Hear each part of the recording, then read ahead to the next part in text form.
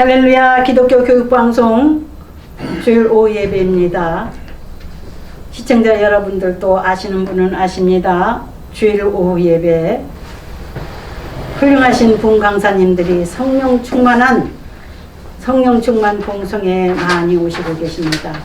신년을 맞이해서 신년 축복송에 강사로 오신 분들은 하나님께서 특별히 사랑하시는 하나님의 사자들을 보내셨습니다. 시청자 여러분, 오늘 귀한 목사님 이민우 목사님의 메시지를 통해서 새로운 소망 가지시기를 주 이름으로 축원드립니다. 아멘. 이민우 목사님은 순복음 신학교를 졸업하시고 순복음 교단의 부흥 강사로 전국적으로 다니시면서 부흥을 하시는 유명한 강사이십니다. 찬양도 잘하시고 인상도 확실하시고 많은 분들이 사랑하시고 추천하시어 기독교 교육방송에 부흥 강사로 등단하셨습니다. 두 번째 시간으로 하나님 앞에 귀한 메시지를 가지고 나오실 때에 마태복음 26장 47절부터 56절까지의 메시지를 가지고 나오셨고, 은혜 받을 제목은 위기의 밤에 드러난 네 종류의 사람이란 제목으로 많은 은혜를 받으시기 바랍니다. 강사님 나오십니다. 할렐루야. 할렐루야. 하나님 아버지, 부족한 중 또 하나님 말씀 들고 선포할 때에 듣는 자, 전하는 자 모두가 하나님 말씀 가운데 서게 하시고 말씀으로 살아내는 역사가 일어나게 인도하여 주옵소서. 예수 그리스도의 이름으로 기도드리옵나이다. 아멘. 오늘 본문 말씀은 마태복음 26장 47절 56절 본문 말씀을 제가 봉독해 올리고 이어서 바로 말씀으로 은혜 나누도록 하겠습니다. 말씀하실 때에 12 중에 하나인 유다가 왔는데 대제사장들과 백성의 장로들에게서 파송된 큰 무리가 칼과 몽치를 가지고 그와 함께 하였더라. 예수를 파는 자가 그들에게 군호를 짜 이르되 내가 입맞추는 자가 그이니 그를 잡으라 한지라. 곧 예수께 나와 안녕하시옵니까 랍비여 하고 입을 맞추니 예수께서 이르시되 친구여 네가 무엇을 하려고 왔는지 행하라 하신대 이에 그들이 나와 예수께 손을 대어 잡는지라. 예수와 함께 있던 자 중에 하나가 손을 펴 칼을 빼어 대제사장의 종을 쳐 그 귀를 떨어뜨리니 이에 예수께서 이르시되 네 칼을 도로 칼집에 꽂으라. 칼을 가지는 자는 다 칼로 망하느니라. 너는 내가 내 아버지께 구하여 지금 12군단 더 되는 천사를 보내시게 할 수 없는 줄로 아느냐. 내가 만일 그렇게 하면 이런 일이 있으리라 한 성경 말씀이 어떻게 이루어지겠느냐 하시더라. 그때에 예수께서 무리에게 말씀하시되 너희가 강도를 잡는 것 같이 칼과 몽치를 가지고 나를 잡으러 나왔느냐. 내가 날마다 성전에 앉아 가르쳤으되 너희가 나를 잡지 아니하였도다. 그러나 이렇게 된 것은 다 선지자들의 글을 이루려 함이니라 하시더라. 이에 제자들이 다 예수를 버리고 도망하니라. 아멘. 아멘. 예화 하나를 들겠습니다. 한 어린이가 유명한 화가의 작업실에 들어가 화가가 그림을 그리는 과정을 쭉 지켜보고 있다가 화가가 갑자기 캔버스에 아주 어둡고 칙칙한 검정색 물감을 칠을 하기 시작했습니다. 이 아이가 캄캄한 칙칙한 물감을 칠을 하니까 소리를 치면서 아저씨 그렇게 예쁜 그림에 왜 검은 칠을 해서 망쳐요? 그러자 화가가 웃으며 말을 합니다. 얘야, 이 어두운 색에 칠해져야 나중에 칠할 밝은 색이 진짜 빛나게 된단다. 이렇게 서로 대화가 나왔습니다. 오늘 본문 말씀 중에 제자들의 눈에는 예수님의 체포가, 예수님이 잡히는 이 과정 속을 그림을 망치는 검은 칠처럼 보였지만 예수님은 그것이 인류 구원이라는 대작을 완성하기 위한 하나님의 붓터치임을 아셨습니다. 아멘. 그래서 도망치거나 싸우지 않고 기록된 성경 말씀대로 순종하셨습니다. 오늘 이 본문을 근거로 해서 제목을 위기의 밤에 드러난 네 종류의 사람, 네 종류의 사람. 저를 포함해서 또 여기에 계시는 분, 또 방송을 보시는 분, 어디 쪽에 종류의 사람으로 들어가는지 우리 자신을 한번 비춰보는 시간으로 은혜를 나눴으면 합니다. 이 영적 가면이 벗겨지는 시간이 바로 이 시간이 될 줄 믿습니다. 오늘 우리는 인류 역사상 가장 고독하고도 치열했던 밤 겟세마네 동산의 현장으로 들어갑니다. 제가 이 겟세마네 동산에 가보니까 이스라엘 예루살렘 그 동쪽에서 건너 쪽에 계곡 하나를 두고 건너가니까 이 겟세마네 동산 안에 우리가 먹는 그 기름을 짜서 먹는 이 올리브 나무가 있었어요. 거기에 보니까 정말 아름들이 아주 새카맣게 되어서 아직까지도 그 나무가 있는 것을 보았습니다. 2000년, 2500년 되었다라고 하는데 이 겟세마네 동산에서 이제 말씀을 하고 계신다라는 겁니다. 누구가요? 예수 그리스도께서 말씀하실 때에 예수님께서 땀방울이 핏방울이 되도록 기도하신 직후에 즉 영적 전투를 마치고 세상의 전투를 맞이하시는 이 찰나, 이 순간을 지금 우리가 성경 말씀을 통해서 볼 수 있습니다. 평소에는 누가 진짜 제자인지, 누가 믿음이 정말인지 아닌지 잘 보이지 않습니다. 다들 은혜 받았다고 하고 주를 위해 죽겠다고 말합니다. 제가 신학교 다닐 때 그 죽음 그거 아무것도 아니더라고요. 성령이 충만해지니까 죽겠다고 그렇게 말을 했습니다. 하지만 어둠과 칼 그리고 몽치가 들이닥치는 위기의 순간이 오면 그 이름표 뒤에 숨겨진 진짜 정체성이 드러납니다. 오늘 본문에 등장하는 네 부류의 인물을 통해 하나님 앞에서 나의 신앙은 지금 어떤 상태인지 거울을 보듯 점검해 보는 시간을 갖겠습니다. 첫 번째, 가식과 탐욕의 화신 유다. 이 유다는 종교적 배신자입니다. 대제사장들의 무리를 이끌고 옵니다. 48절과 49절을 보면 소름 끼치는 장면이 나옵니다. 그는 입맞춤을 신호로 정했습니다. 입맞춤.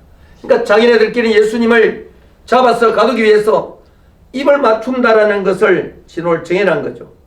이 헬라어 원어를 보면은 카테필레센 이 뜻은 반복해서 아주 열정적으로 입을 맞추다. 반복해서 계속 열정적으로 입을 맞추다라는 뜻입니다. 성경적 분석을 보면은 유다는 가장 거룩한 사랑의 표식을 가장 추악한 배신의 도구로 변질시켰습니다. 그는 3년 동안 예수님의 말씀을 가장 가까이서 들었지만 그의 마음은 돈께와 세상적 성공에 머물러 있었다라는 것이죠.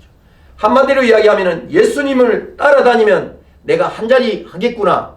한 자리 하면 돈도 많이 벌고 세상적으로 성공도 분명히 할 수 있다라는 그런 확신을 가지고 다녔다는 것이죠. 우리가 질문을 한번 해보겠습니다. 여러분, 지금 여러분의 손에는 무엇이 들려 있습니까?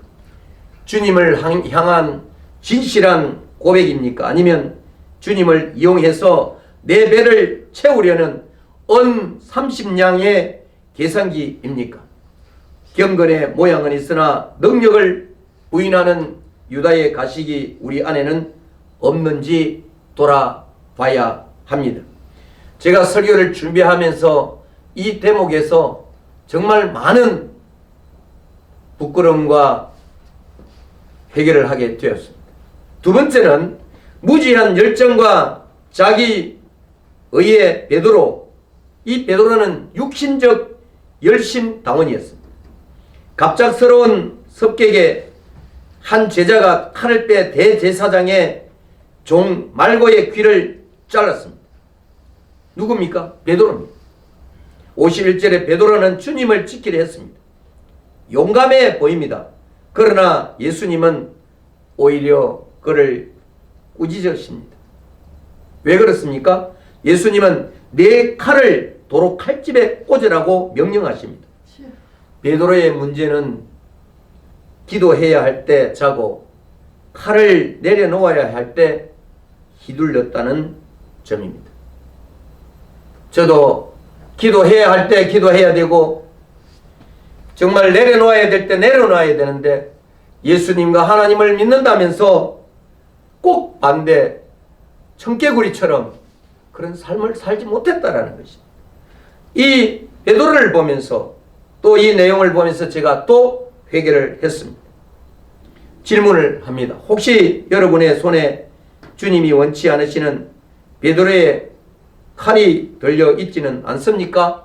하나님의 일을 한다면서 내 성질대로 내 방법대로 주위 사람들에게 상처를 주고 있지는 않습니까? 하나님의 나라는 인간의 혈기가 아닌 오직 십자가의 순종으로 세워집니다.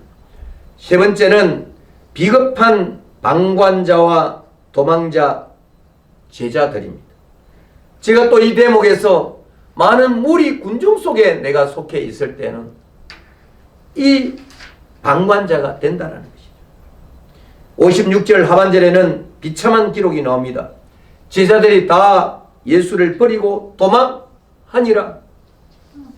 이 성경적으로 분석을 해보니 이들은 불과 몇 시간 전에 성찬식에서 주와 함께 죽을지언정 버리지 않겠나이다라고 맹세했던 자들입니다.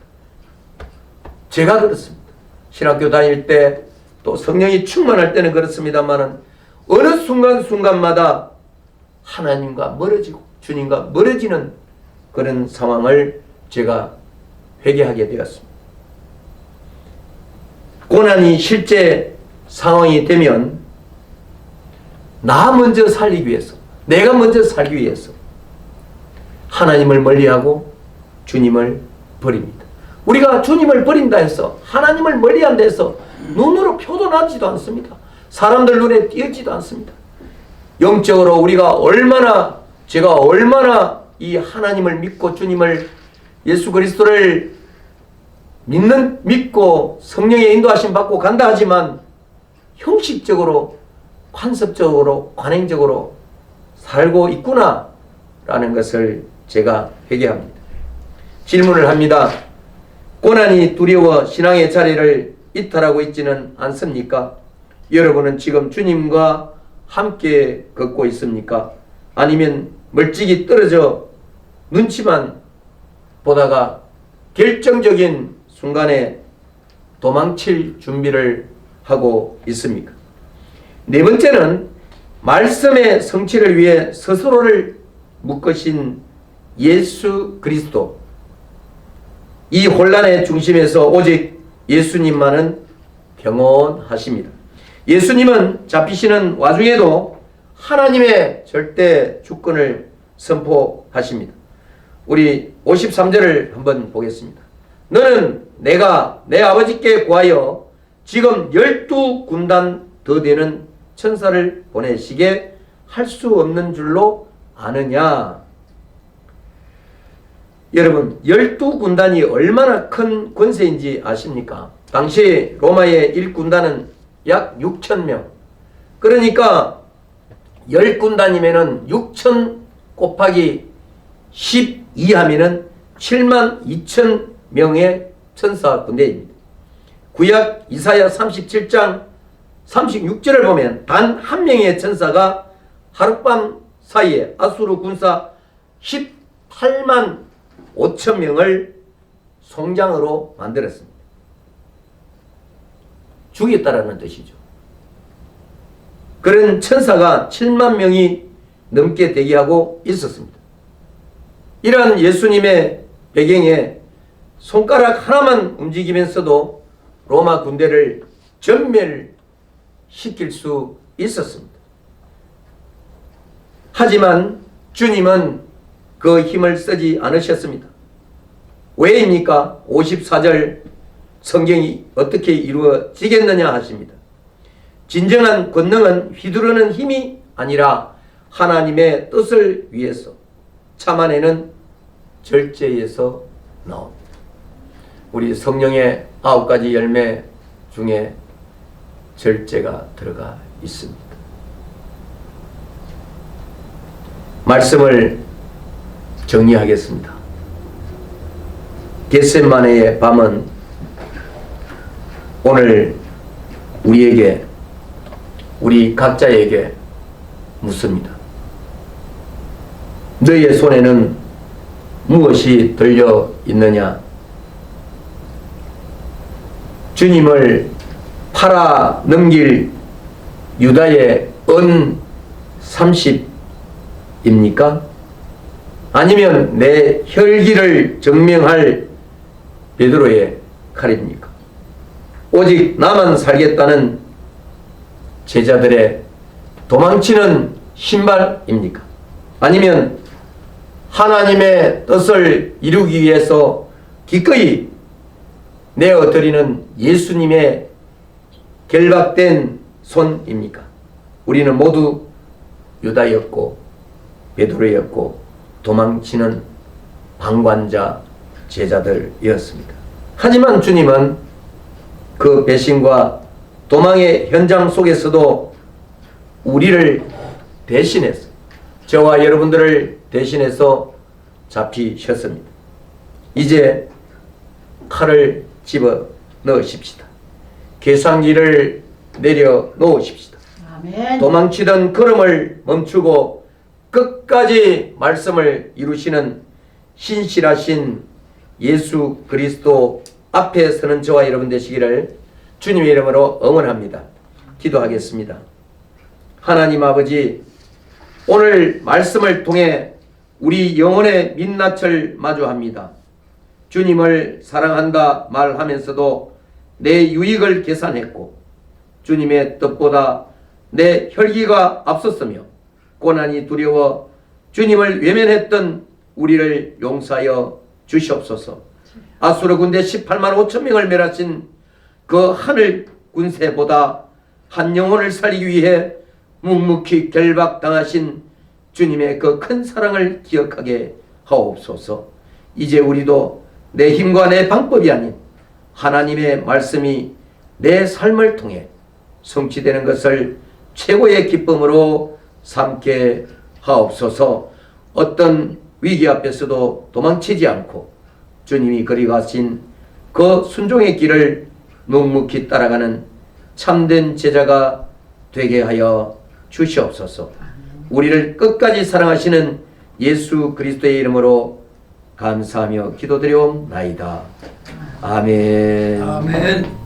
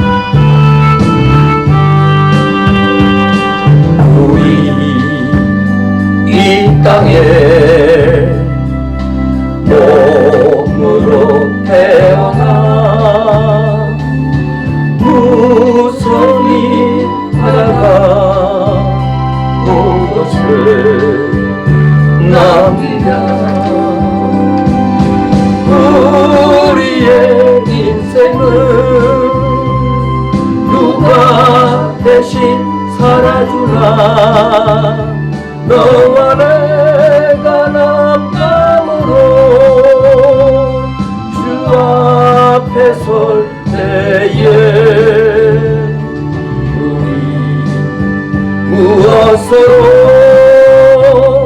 주님께 드리랴. 복을 긴 인생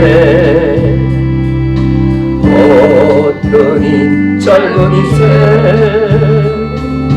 그러나 누구도 영원히 살 수 없네. 천국이 없다면 인생이란 허무한 것 너와 내가 영원으로 만날 수 없다면 우리 이별은 어떻게 견디랴. 주님 안에서 영원한 생명 얻어 언젠가 또다시 만날 수 있기에 우리의 헤어도 슬퍼지 않을 수 있어. 너와 내가 영원으로 또다시 만나세. 주님 우리 위해 함께 계시리라.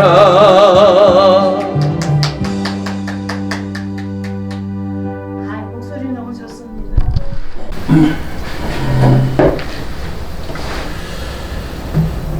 이제는 우리를 위해 겟세마네에서 눈물로 기도하신 예수 그리스도의 은혜와 독생자를 아끼지 않으신 하나님의 사랑과 우리를 기도의 자리로 이끄시는 성령님의 교통하심이 이제는 나 뜻이 아닌 주의 뜻대로 살기로 다짐하는 모든 성도님들 위해 영원토록 함께 하시기를 축원하옵나이다. 아멘. 아멘.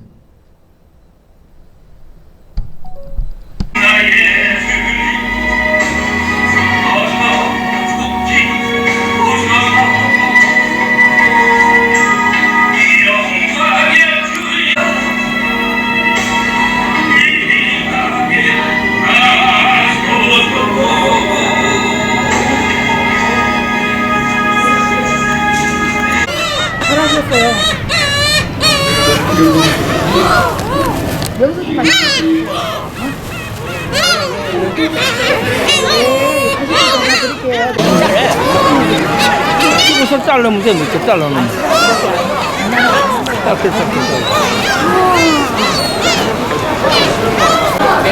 사람들 껴도 돼요. 사람 있는 데로 막 날라오는데. 네가 빼잖아.